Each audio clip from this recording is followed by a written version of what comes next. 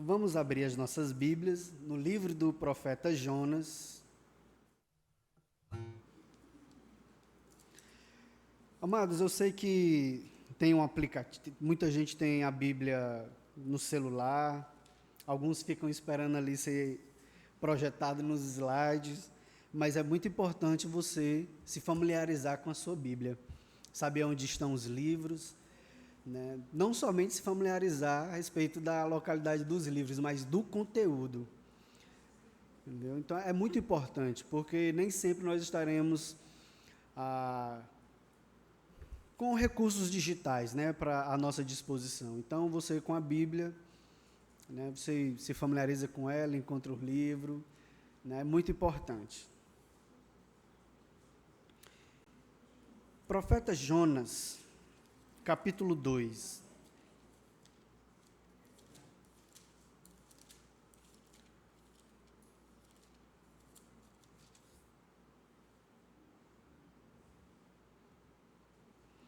Jonas 2, verso 9, que diz assim: Mas com a voz do agradecimento, eu te oferecerei sacrifícios. O que votei, pagarei. Ao Senhor pertence a salvação. Amém. Amados, todos nós conhecemos o livro de Jonas, né? A sua insubmissão com relação ao chamado divino, o fato de ele conservar em seu coração uma rejeição profunda com relação aos ninivitas, ou seja, nós sabemos, né, dos seus recursos utilizados por ele para se distanciar do chamado do Senhor e daquilo que o Senhor preceituava para a vida dele. Mas o nosso Senhor, ele é soberano. Aonde ele quer que os seus instrumentos vá, ele vai conduzi-los até lá. Seja por meio de um barco, na tranquilidade, na suavidade, né, do barco, ou em meio a tempestades, lançado no mar, engolido por um grande peixe. De qualquer forma, os seus instrumentos sempre vão aonde o Senhor quer. O que nos chama a atenção é o fato de que Jonas sabia que Deus era misericordioso. E os ninivitas, eles viviam perseguindo os israelitas.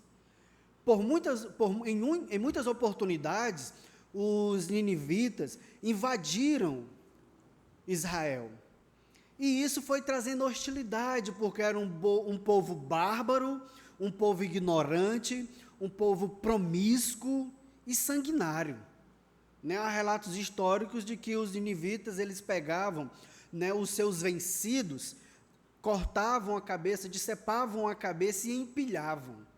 E muitas outras atrocidades eram cometidas pelos ninivitas. Quando o Senhor chama Jonas para ir naquela região pregar a respeito do juízo de Deus sobre os ninivitas, Jonas relutou, não quis ir. Foi, porque ele sabia que o Senhor era misericordioso e havia a possibilidade de o Senhor os perdoar mediante um arrependimento. E foi isso que aconteceu. Né, o povo se arrependeu com o juízo iminente do Senhor, e Jonas começou a perceber que de fato a salvação pertence ao Senhor, e Ele dá a quem Ele quer, independente da cultura, independente da moralidade assumida, independente do sistema conceitual assumido, o Senhor, Ele dá a sua graça, misericórdia, salvação a quem Ele quer. Por isso que o Jonas diz: a salvação pertence ao Senhor. Amados, nós vamos começar a estudar o livro do Paulo Anglada, Calvinismo, as antigas doutrinas da graça. E como nosso irmão Wellington falou, não é que nós estejamos aqui endeusando Calvino, porque ele era um homem falho, foi um homem falho. Um homem comprometido com a verdade do Evangelho, com a exposição fiel das Escrituras Sagradas e considerado um grande reformador. Não somente em Genebra, localidade onde ele exerceu o seu pastorado, mas João Calvino, com a sua capacidade de sistematização das doutrinas, ele alcançou muitos outros povos, igrejas, em termos de fortalecimento, para além de Genebra, Suíça. Não se trata de endeusar Calvino, até porque João Calvino, assim como Martinho Lutero e muitos outros, tinham a rejeição com relação à primazia da liderança que ele tinha no meio da igreja. Ele sempre estava orientando a igreja a olhar para Cristo, não para homens como eles. Calvino, Lutero e tantos outros, Beza, Melanchthon, eram homens comprometidos com o evangelho, e a igreja se apegava a esses homens, porque de fato estava ouvindo o evangelho genuíno, coisa que eles não tinham até então. Então era natural a igreja se apegar a esses homens, colocar esses homens como referenciais, contudo, eles sempre deixaram claro: olhem para Cristo, o autor e consumador da sua fé. Devido à sua capacidade de sistematizar as Escrituras Sagradas nas Institutas, que passou por outras edições, devido à sua capacidade de sistematização, de interpretação, de promoção das Escrituras Sagradas, a sua influência foi algo assim, muito grande, profunda no meio da igreja, a ponto de, posteriormente, a igreja se reunir em sínodo, Dort, e cunhar os 5 pontos do calvinismo como hoje conhecemos, que foram respostas aos arminianos, como nós veremos. Então, quando nós falamos de calvinismo, nós temos a mesma ideia de que cristãos. A nomenclatura é para identificar que tipo de compreensão da salvação você possui. Porque quando os seguidores de Cristo, quando os discípulos de Cristo foram chamados de cristão pela primeira vez, aquele termo foi cunhado de forma pejorativa. Pequenos cristos, são seguidores do Nazareno. Então, quando os cristãos foram chamados pela primeira vez em Atos de cristãos, o termo era pejorativo. E devido Dort ter se reunido e ter respondido aos arminianos com relação à depravação total, eleição incondicional, expiação de Cristo, perseverança, graça irresistível e perseverança dos santos, devido à igreja ter dado essa resposta aos arminianos, aí se cunhou, se popularizou essa nomenclatura, calvinismo, que trata especificamente da doutrina da salvação. Alguém sabe o que significa soteriologia? Soteriologia? Não. Alguém mais? O estudo da salvação. E quando se fala de soteriologia reformada, tem-se a ideia de que o aspecto doutrinário dessa doutrina, ela é de cunho calvinista. Em que sentido? Que considera que o homem caiu em pecado. E o pecado afetou toda a sua constituição de tal forma que ele é incapaz de responder espiritualmente ao Senhor. Quando se fala da soteriologia reformada ou o calvinismo, a ideia é que, olha, o Senhor elegeu os seus antes da fundação do mundo. O Senhor, ele enviou o seu Filho para expiar os pecados, não de todo mundo, mas dos seus eleitos. E é Ele quem os chama de forma irresistível, preservando-os até aquele grande e glorioso dia. Nós vamos tratar de tudo isso, então vai haver tempo para perguntas, esclarecimentos. Mas, amados, eu estou dizendo isso a princípio para você entender que hoje é necessário nós definirmos que tipo de compreensão da salvação nós temos. Sabe por quê? Porque cristão não identifica mais ninguém. Há pessoas que não seguem a Cristo e se auto-intitulam cristãs. Os católicos romanos se consideram cristãos, os espíritas se consideram cristãos. Evangélico também caiu em desuso. Evangélico virou um termo tão amplo que fica difícil você identificar se aquela pessoa de fato, quando ela se diz evangélica, compreende o que isso significa. Por isso que as nomenclaturas são importantes, é claro. Não é um movimento denominacional ou interdenominacional ou um nome humano cunhado sobre uma comunidade que, de fato, diga quem é salvo e quem não é. Não é porque a IPB, historicamente, é calvinista que significa que só os presbiterianos são salvos. Não é isso. Então, não, pressuponha isso, porque essa não é a interpretação correta. Então, entenda que as nomenclaturas são essenciais para definir que tipo de postura é a sua no quesito doutrina da salvação.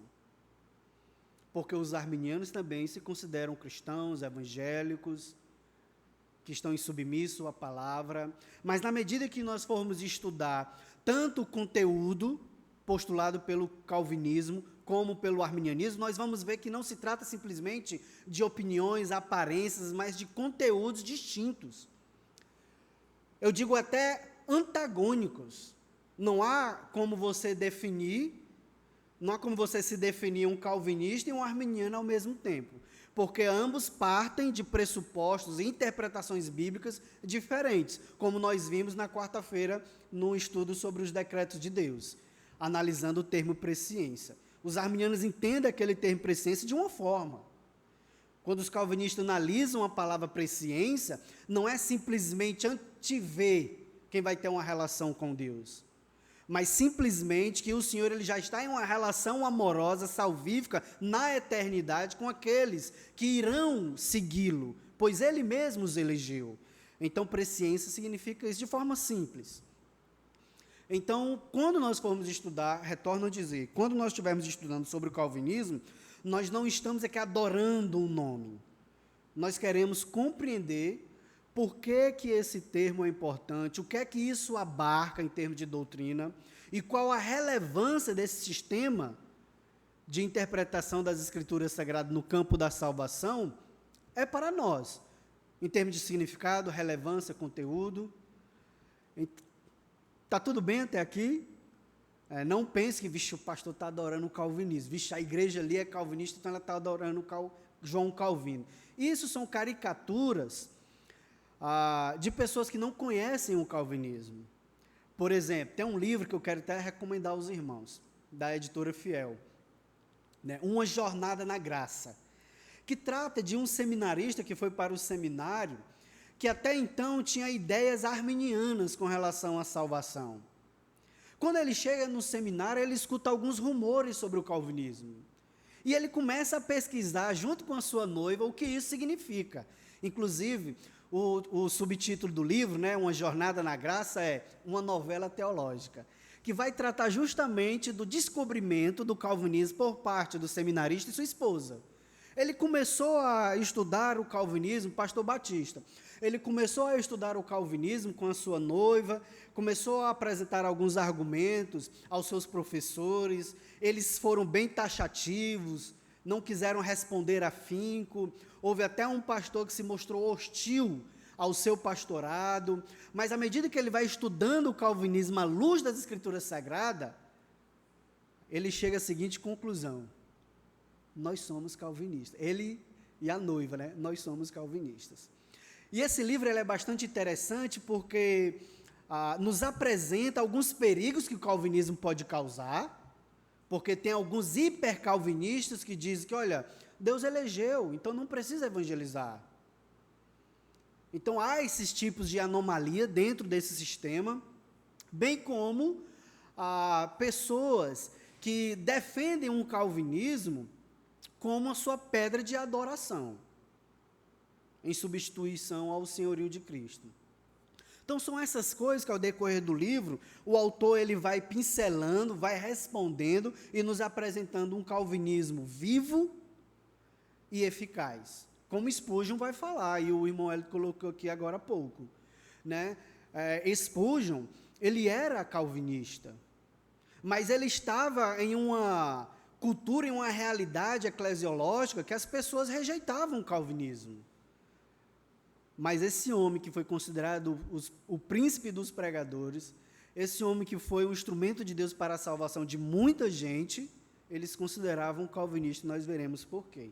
Porque calvinismo não se trata de nos remetermos à pessoa de João Calvino, mas o que as Escrituras têm a dizer sobre a depravação total, eleição incondicional, expiação limitada, graça irresistível e perseverança dos santos. Então, esses são os 5 tópicos que retratam a doutrina da salvação na perspectiva calvinista. Amados, A primeira coisa que o autor vai nos apresentar, Paulo Anglada, já falecido, o que é calvinismo? Amados, vamos aqui abrir um leque aqui para nós pensarmos sobre o que seja calvinismo. Eu sei que através dessa introdução você já pode ter uma noção do que se trata. Mas o que significa calvinismo para você? O que é calvinismo para você? É para os irmãos responderem.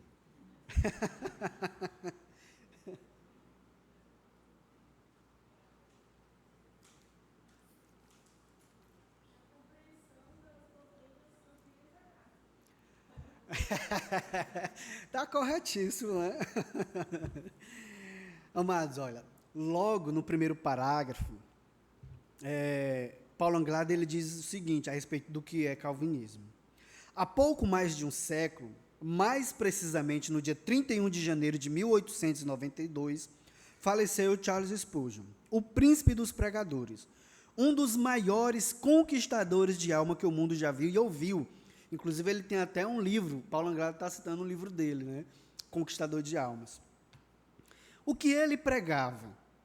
Que ele mesmo responda. A velha verdade que Calvino pregava, que Agostinho pregava, que Paulo pregava, é a verdade que tenho que pregar hoje. Ou, do contrário, serei falso para com a minha consciência e para com o meu Deus. O evangelho de John Knox é o meu evangelho, meu labor diário, declara Spurgeon.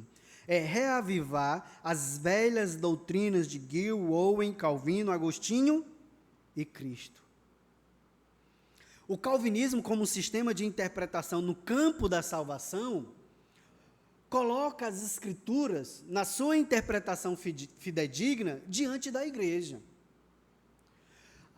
Mas isso foi fruto de muitos debates ao decorrer da história.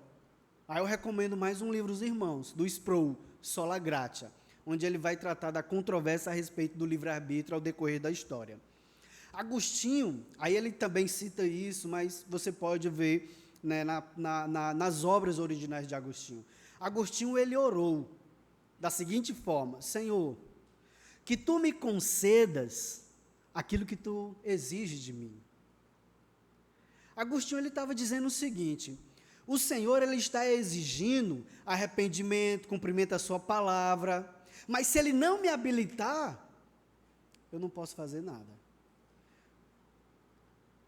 Quando Pelágio, um monge, ouviu essa oração, não, está errado. Nós temos a capacidade de cumprir a lei de Deus, sem necessariamente ele nos habilitar para isso.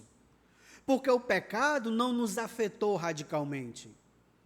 As pessoas vivem em pecado porque seguem maus exemplos. Então, Pelágio, ele acreditava que o homem tinha total capacidade de responder ao chamado divino.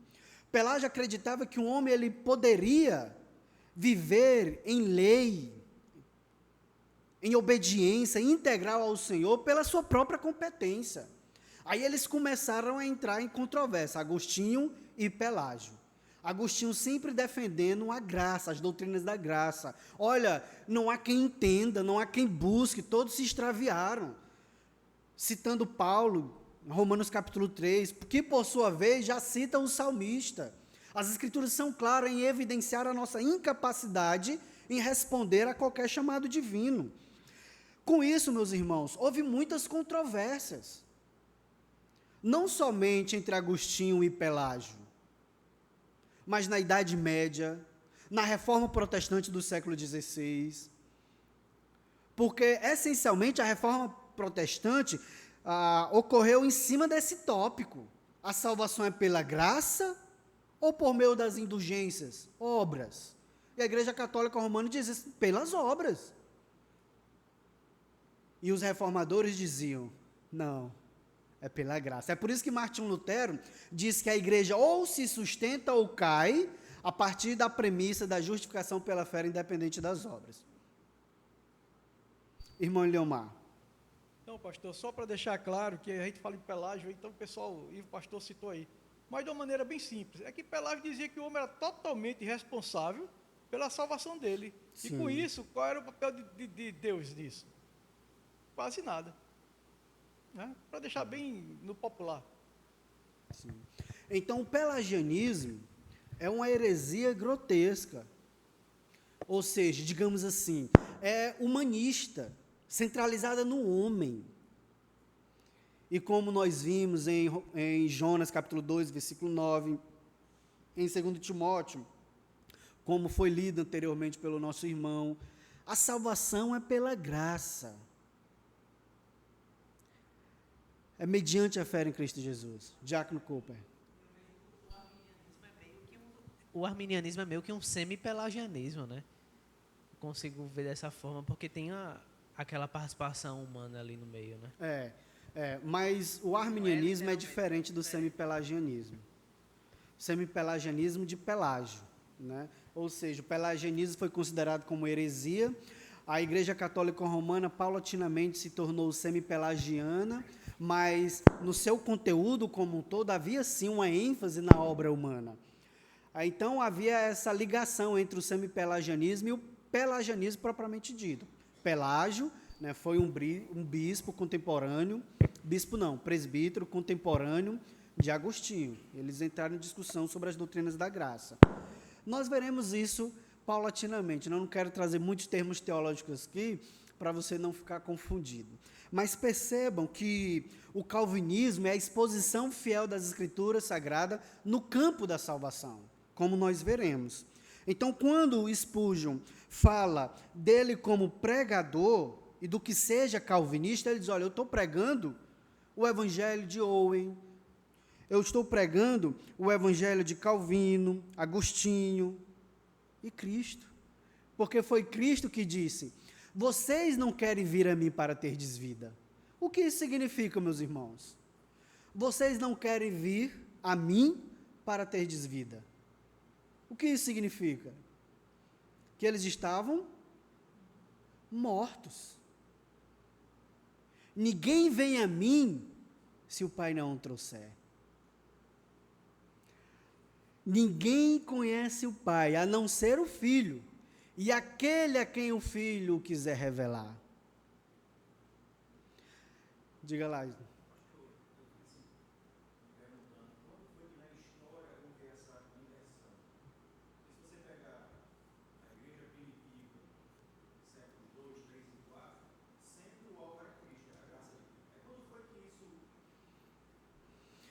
Essa questão da graça e das obras sempre foi um problema no cristianismo e até antes do cristianismo como nós conhecemos no Novo Testamento.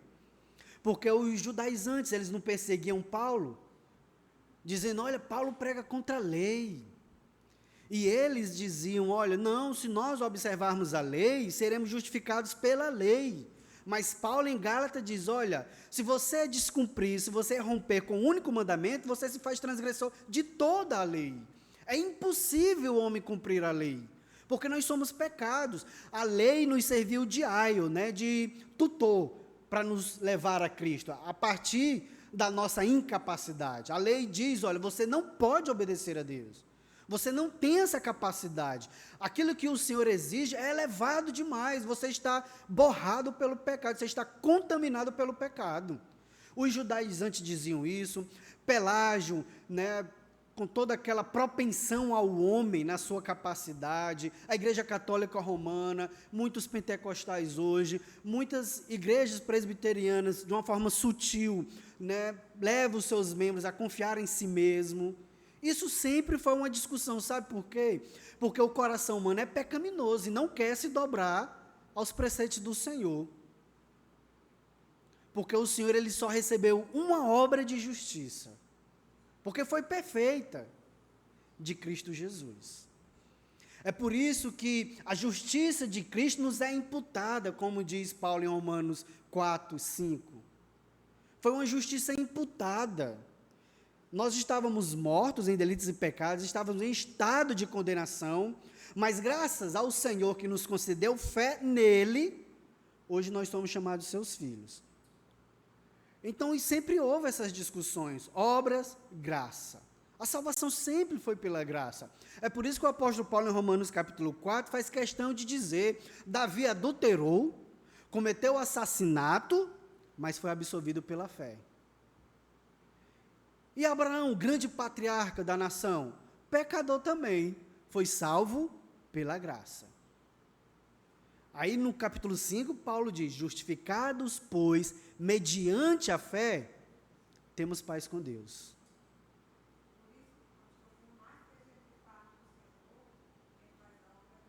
É Deus. É Deus. Sim. Sim. É o Senhor. Aquilo que Paulo fala em Filipenses capítulo 2, que tanto o querer como o efetuar é de Deus segundo a sua boa vontade.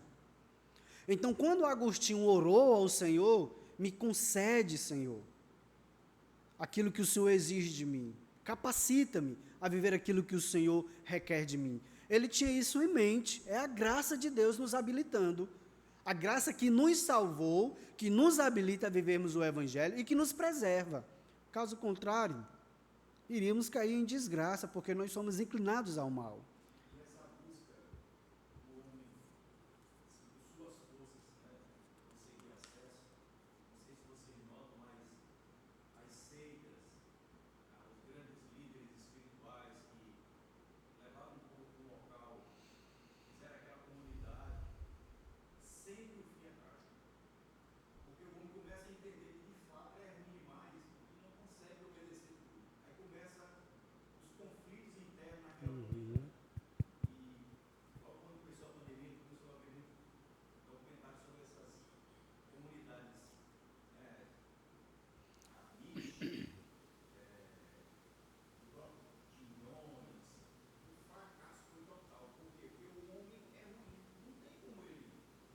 É ruim.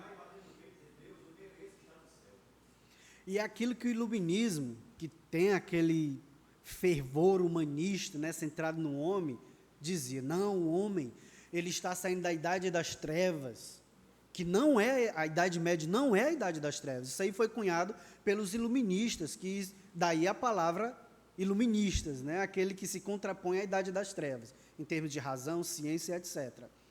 Então, até porque na Idade Média houve muita coisa boa.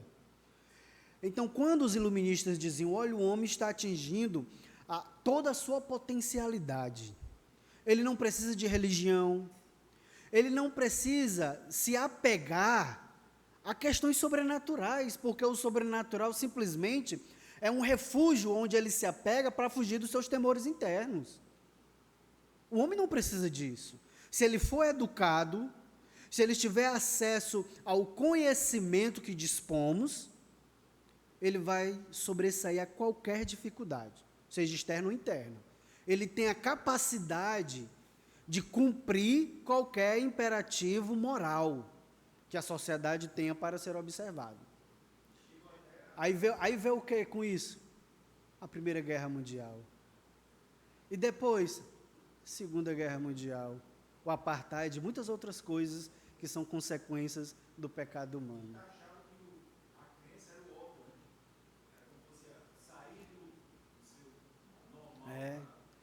É por isso que Karl Marx diz que a religião é o ópio do povo.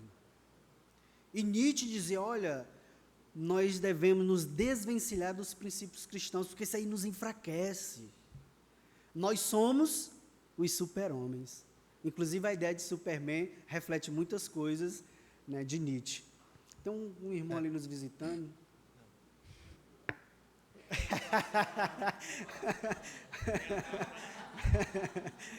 Diga lá, meu irmão Eduardo. Nem meu filho me conhecer.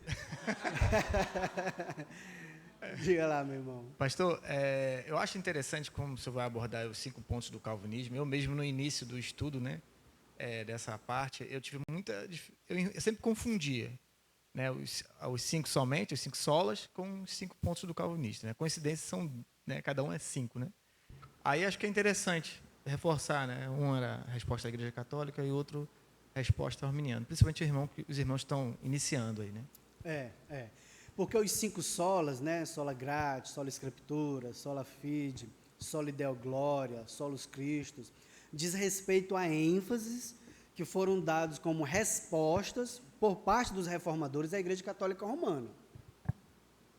Na Igreja Católica Romana tinham os santos e Maria. E os reformadores diziam, olha, somente Cristo é o nosso mediador. O Papa, ele é merecedor de honra, porque é a voz de Deus aqui no mundo. Glória somente a Deus. As Escrituras e a tradição, né, são os instrumentos que mantêm a igreja. E os reformadores diziam, somente as Escrituras. A fé é aperfeiçoada por meio das obras. E os reformadores diziam, somente a fé. As minhas obras são trapos de imundícia, somente a fé.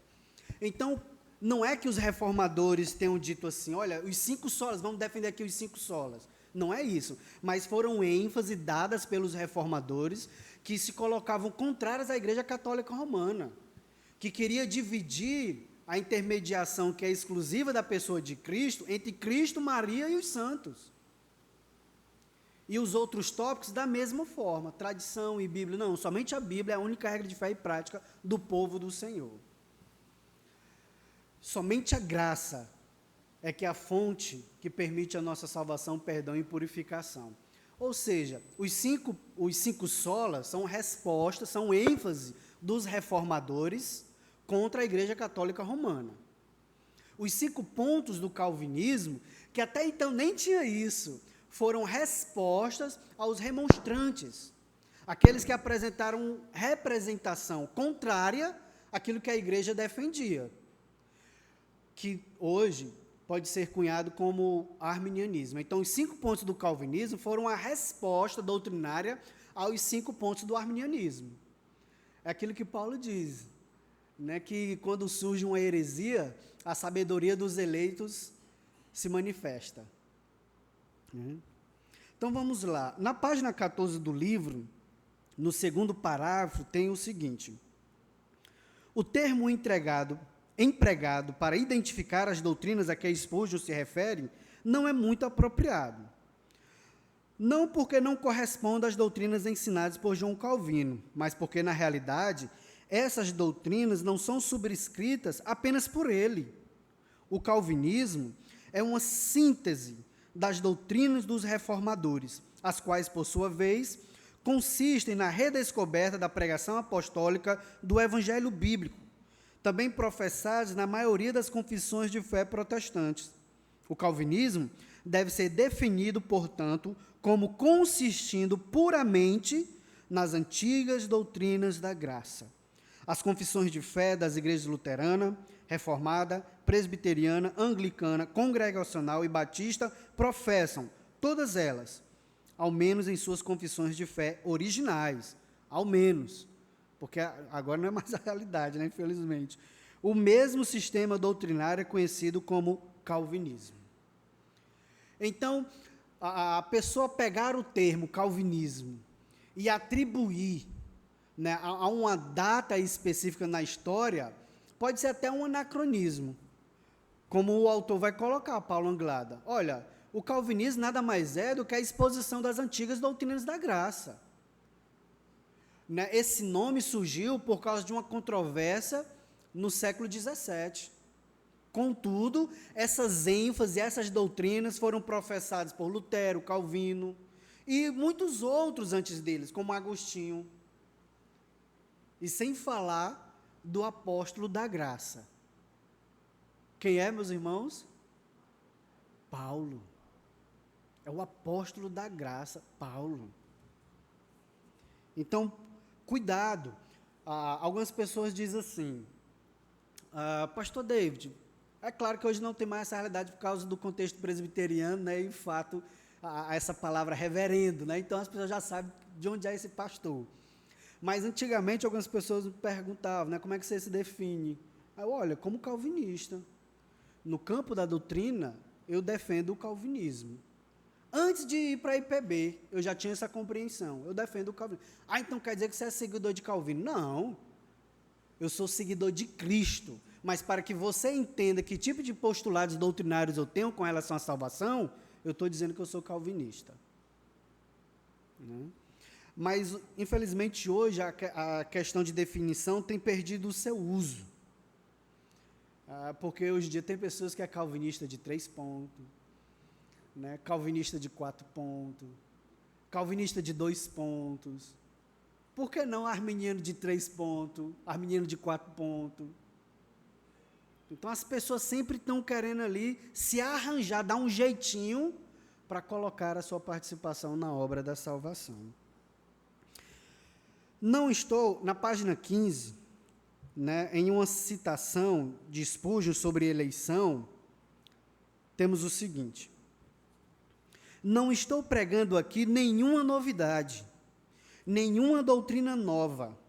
Gosto imensamente de proclamar essas antigas e vigorosas doutrinas que são conhecidas pelo cognome de calvinismo, e que, por certo e verdadeiramente, são a verdade de Deus, a qual nos foi revelada em Jesus Cristo. Por meio dessa verdade da eleição, faço uma peregrinação ao passado, e enquanto prossigo, contemplo pai após pai da igreja, confessor após confessor, mártir após mártir, levantarem-se e virem apertar minha mão. Se eu fosse um defensor do pelagianismo, ou acreditasse na doutrina do livre-arbítrio humano, então eu teria de prosseguir sozinho por séculos e mais séculos em minha peregrinação ao passado. Aqui e acolá, algum herege de caráter não muito honrado talvez se levantasse e me chamasse de irmão.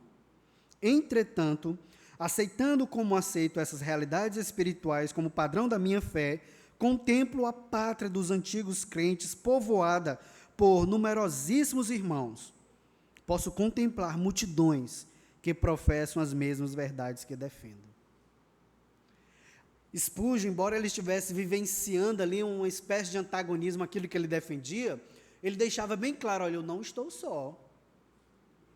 Eu tenho me apoiado, digamos assim, como disse Lloyd Jones e muitos outros puritanos, eu tenho me apoiado sobre ombros de gigantes espirituais para que eu possa enxergar longe.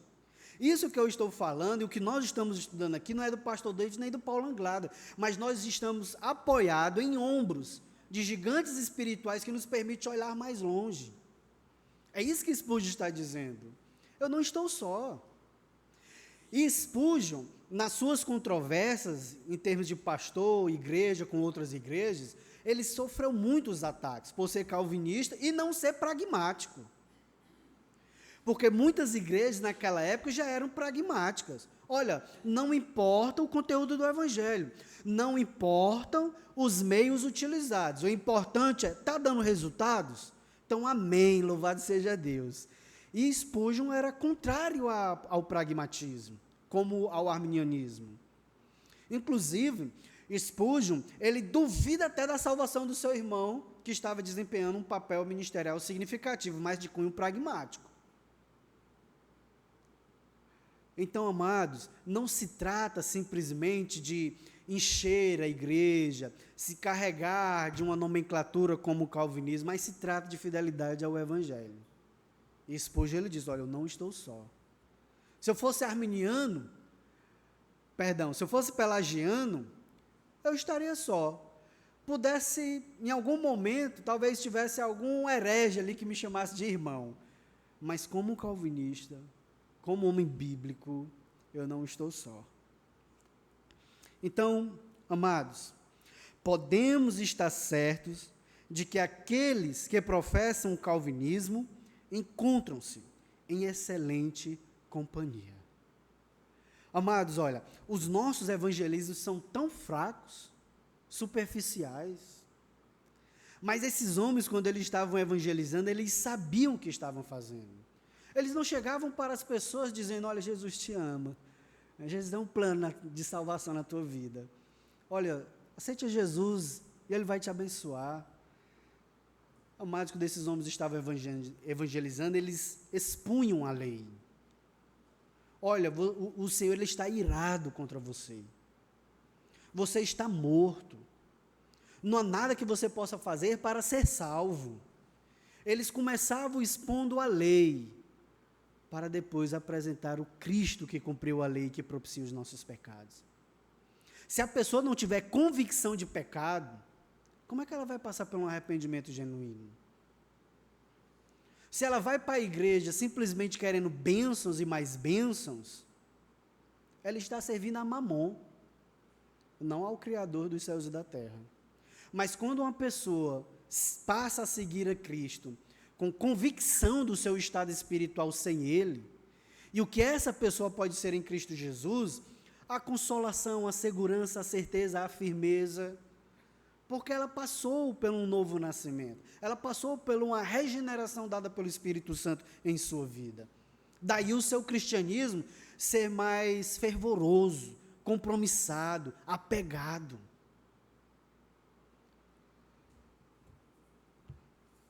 É por isso, meus irmãos, que nós devemos entender que, por mais que a igreja esteja se distanciando dessa realidade soteriológica, o Senhor está nos dando a oportunidade de nos aprofundarmos nas Escrituras Sagradas para a sua glória e para a edificação daqueles que nos cercam. No segundo ponto, ainda no capítulo 1, o histórico dos 5 pontos do calvinismo. Amados, página 16, no primeiro parágrafo. No final do século XVI, a moral estrita e a teologia precisa do calvinismo de Genebra suscitaram reação por parte de alguns eruditos na Holanda, onde as tradições humanistas não haviam morrido e o anabatismo estava bastante difundido. Avessos a definições doutrinárias precisas, essa corrente de pensamento tornou-se conhecida por seu representante mais famoso, o professor da Universidade de Leiden, de nome Jacó Arminius, o qual questionou algumas das doutrinas centrais amplamente aceitas, então, pelas igrejas protestantes. Até então, a ênfase era as antigas doutrinas da graça. A ênfase era essa.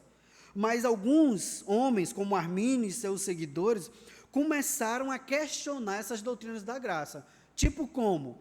A eleição ela é condicionada à minha fé. O Senhor ele me elege a partir de uma visão que ele tem anteriormente de mim. Ou seja, ele viu que eu iria aceitá-lo, então me escolheu. Armínio, ele começou a apresentar esses pontos de distanciamento daquilo que a igreja defendia. No segundo parágrafo, lá no penúltimo ponto final, nós temos o seguinte, os remonstrantes, que significa a representação.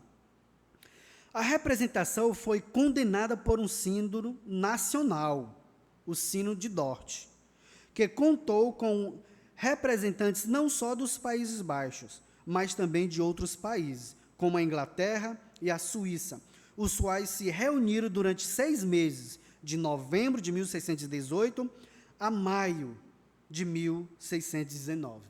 Então, a igreja protestante defendia as doutrinas da graça.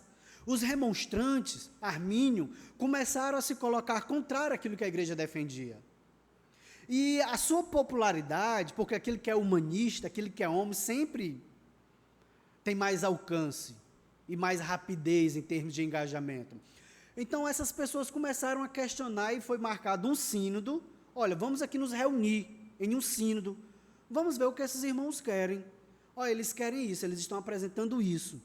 A igreja se reuniu com muitos representantes, os teólogos mais profundos e capazes da época, para deliberar sobre o que eles queriam colocar contra a igreja. E isso durou 6 meses. Não é como a reunião do Supremo Concílio aqui no Brasil, que é 5 dias, ou no máximo 7 dias, a partir do início, culto de início e culto de encerramento. Foram 6 meses estudando, considerando, fazendo exegese dos textos bíblicos, considerando tudo, até que o último parágrafo, na página 16, do ponto histórico dos 5 pontos do calvinismo.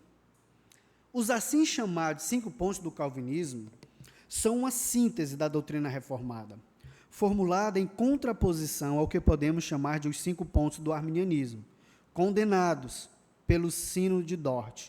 É neste contexto que essa síntese da doutrina reformada deve ser compreendida. Eles apresentaram 5 propostas com relação à depravação, eleição incondicional e etc. E o sínodo, com todos os representantes da igreja, trouxe uma solução. Olha, o arminianismo, as propostas dos remonstrantes estão condenadas. Não condizem com as Escrituras Sagradas. Daí surgiu os 5 pontos do calvinismo, a partir dos 5 pontos do arminianismo. Então, quais eram os 5 pontos do arminianismo e do calvinismo?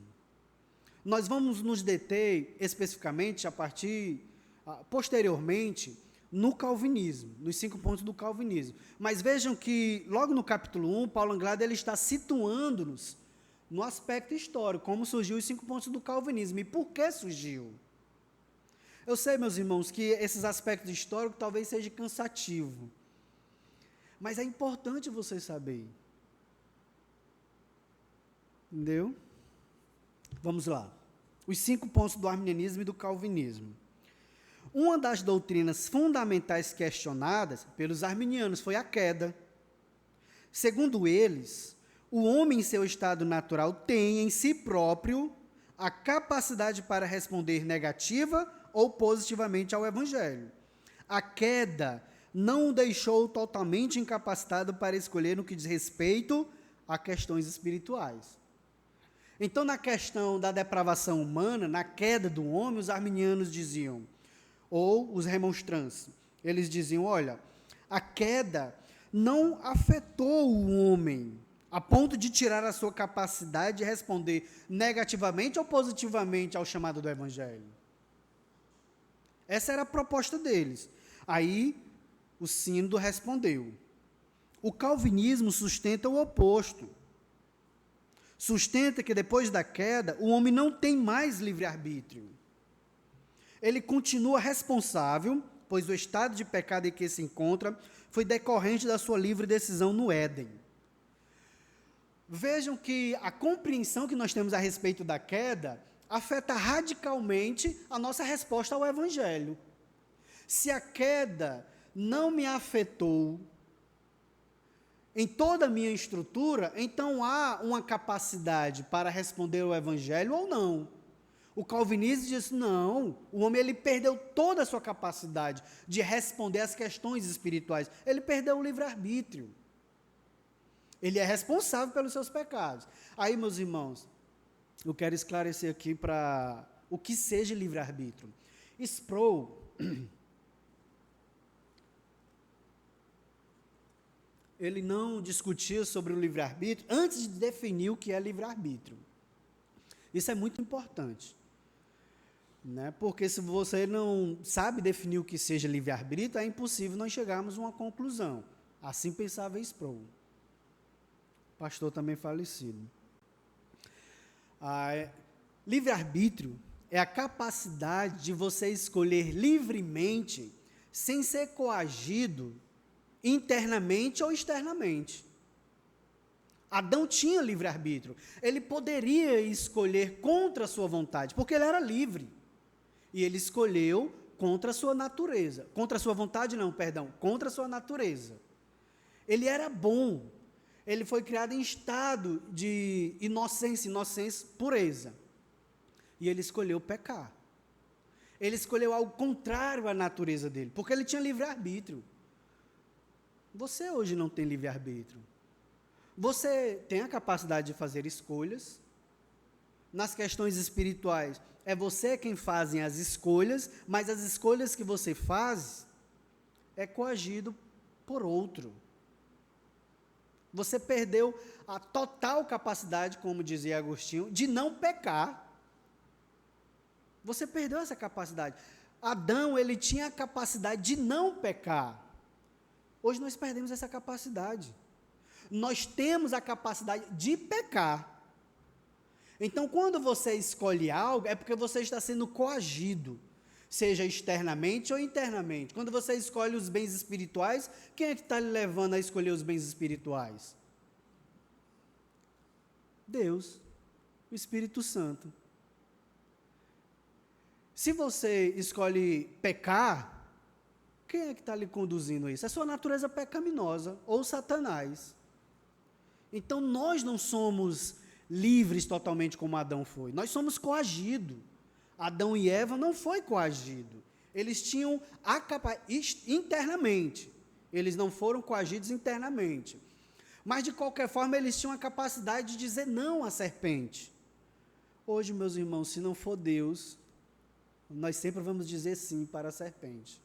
Se não for o Senhor nos preservando, se não for o Senhor nos livrando do maligno, né, que inclusive faz parte da oração que o Senhor ensinou aos seus apóstolos, no final, né, mas livra-nos do mal, amém. E o mal ali não é o mal circunstancial, é o maligno. Vejam, meus irmãos, que se não for o Senhor nos levando a viver para Ele e nos preservando, nós vamos nos inclinar para o pecado e iremos nos atolar em pecado. Então, livre-arbítrio é a capacidade de você fazer escolhas sem coação, seja externa ou interna. E hoje nós não temos mais essa capacidade. Ficou entendida essa questão de livre-arbítrio? Alguém quer perguntar alguma questão? Irmão Rafael.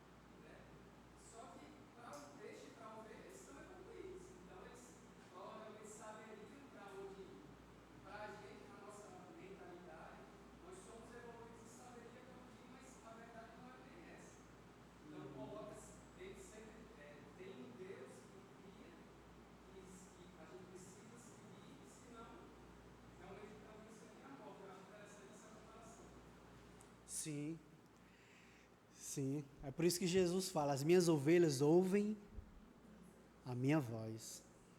Se não for Cristo, meus irmãos, em nossas vidas, nós vamos nos destruir. Não somente nos destruímos, como vamos destruir outros.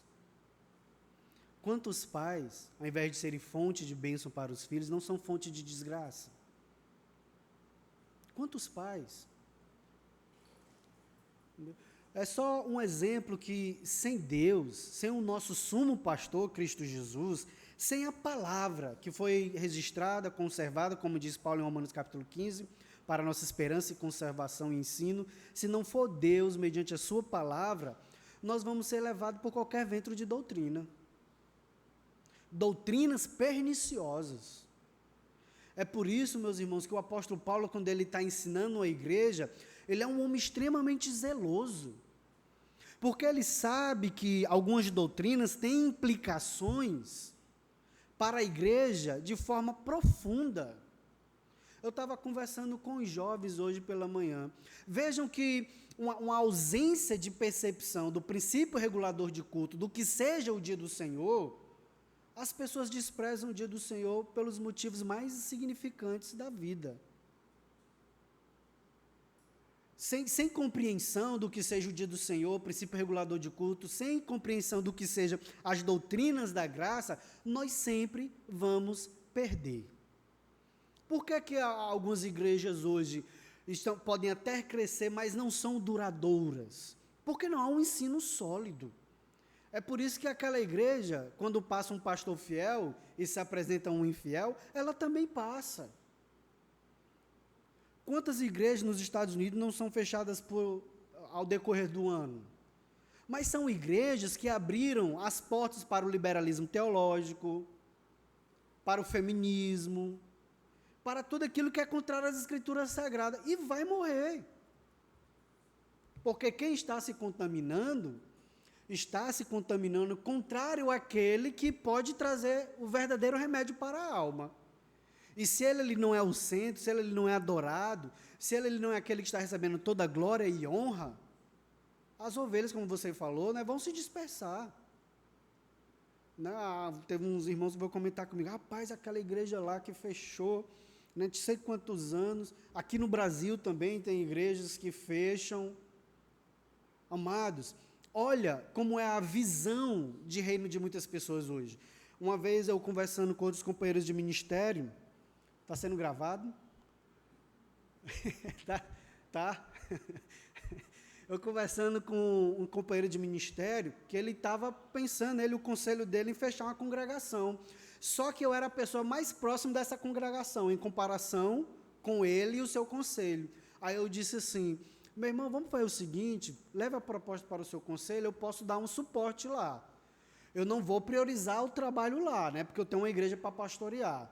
Mas eu vou para lá sem qualquer pendência financeira ou qualquer exigência financeira para a igreja. Porque para mim é só 1 hora de carro para lá. Então, comparado a mim e a vocês, para mim é mais fácil. Mas não vamos fechar, não. Vamos continuar, porque é no interior e era a única IPB que tinha lá.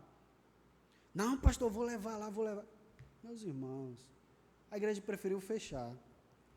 Porque desconhece as doutrinas da graça. As doutrinas da graça nos estimula a pregar o evangelho, independente das circunstâncias, obstáculos. Então, meus queridos, vamos voltar aqui novamente. Então, percebam que a primeira proposta do arminianismo era, olha, o homem não foi completamente afetado pelo pecado. Ainda há capacidade nele. O calvinismo, não há. Ele perdeu o livre-arbítrio. Né? E como Charles Hodge, na sua teologia sistemática, gosta de chamar, ele tem livre agência. As suas escolhas são conforme as suas coesões internas ou externas. Ele tem, sim, a capacidade de fazer escolha. Só que essas escolhas não são livres, são impulsionadas, seja pelo Senhor ou por Satanás. A segunda proposta do arminianismo era a doutrina da eleição, no ponto 2 da página 17. O arminianismo crê na eleição condicional, na eleição baseada na presciência de Deus. Ele quer crer Deus, antes da fundação do mundo, escolheu aqueles a quem anteviu que se arrependeriam e creriam no Evangelho. Aí o calvinismo responde. O calvinismo, por sua vez, crê na eleição incondicional, que crê a escolha de alguns homens para a santidade e para a vida, não se baseia em nenhum mérito ou virtude humana, nem mesmo na fé ou no arrependimento, mas unicamente no amor de Deus como expressão da sua livre e soberana vontade. Amados, Paulo diz isso claramente em Efésios capítulo 1, que ele nos elegeu nele antes da fundação do mundo, segundo o beneplácito da sua vontade. Segundo a sua vontade, foi ele que nos elegeu. Sendo que a fé é ele quem nos dá. O arrependimento verdadeiro é ele quem nos dá. Se exercemos essa positividade espiritual na presença dele, é porque ele foi misericordioso conosco. Então vejam, meus irmãos, que a eleição ela não é condicionada à sua fé, ao seu arrependimento, às suas ações, mas a eleição é incondicional. É como Paulo diz em Romanos capítulo 9, versículo 16.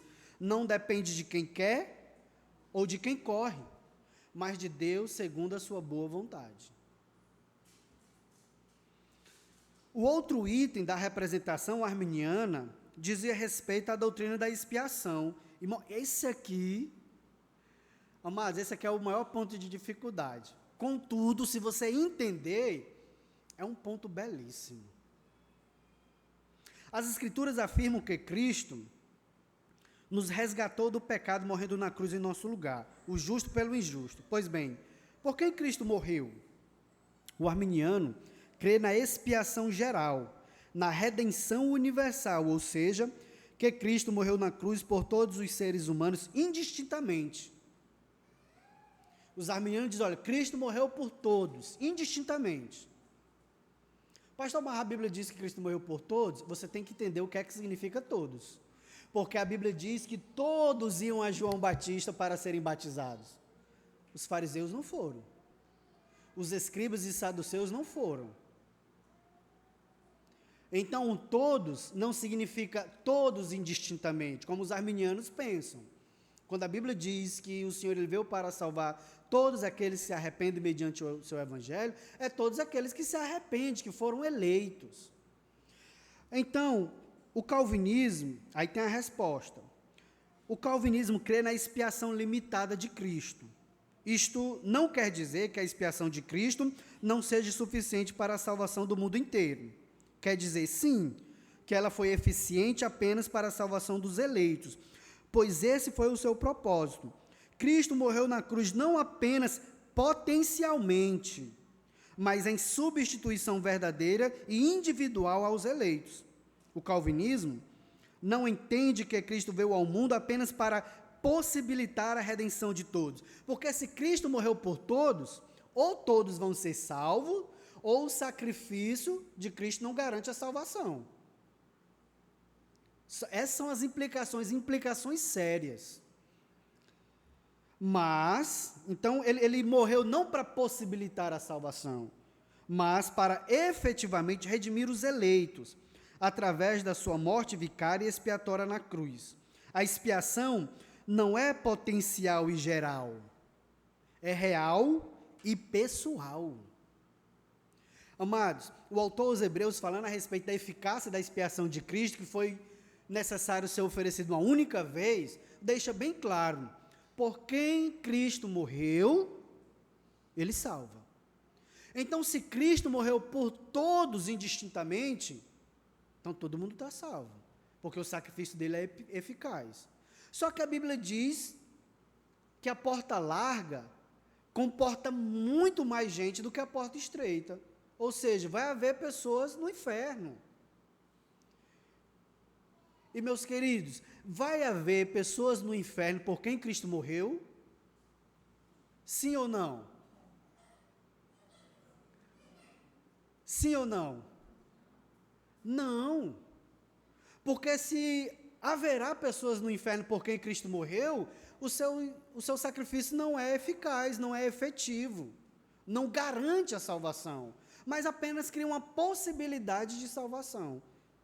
Porque se Cristo morreu por todos, e aqueles que vão ser salvos, por sua própria capacidade, é que vão se manter em salvação, e devido a isso são salvos, então essas pessoas, em última instância, têm do que se gloriar.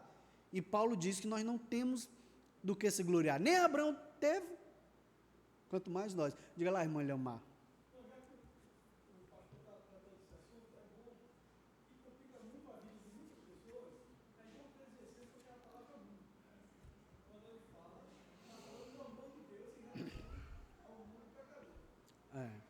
O mundo ali, né, a palavra grega para mundo, cosmo, não significa necessariamente que é todo ser humano indistintamente. Desculpa a redundância, mas é só para dar ênfase. O mundo ali não é quantitativo, é qualitativo. Até porque em João 3 também deixa bem claro que aqueles que não creem em Cristo já estão condenados. Então, quando João diz, olha, porque Deus amou o mundo de tal maneira que deu o seu único filho, ele está dizendo o seguinte, olha, não é quantitativo, é qualitativo. O sacrifício é Cristo. O sacrifício é Cristo. E fazendo um paralelo com Romanos capítulo 11, amados, não é só nós que somos alvos do amor redentivo de Deus. O mundo também é.